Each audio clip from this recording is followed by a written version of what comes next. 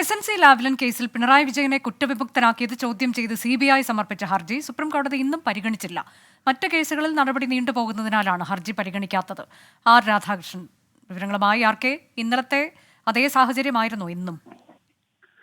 തീർച്ചയായിട്ടും ആണ് അനുജ. ഇന്നലത്തെ അതേ സാഹചര്യം തന്നെയാണ് ഇന്നും ആയിട്ടുള്ളത്. ഇന്നും 101ാമത്തെ കേസാണ് ഇപ്പോഴും കോടതി പരിഗണിച്ചുകൊണ്ടിരിക്കുന്നത്. കോടതി ആ ഘട്ടത്തിൽ ഇതുമായി ബന്ധപ്പെട്ടിട്ടുള്ള മറ്റ് കേസുകൾ ഇന്ന് പരിഗണിക്കാൻ സാധിക്കില്ല എന്ന് വ്യക്തമാക്കുകയായിരുന്നു. 110ാമത്തെ കേസായിട്ടാണ് ലാവ്ലിൻ കേസ് ലിസ്റ്റ് ചെയ്തിരുന്നത്.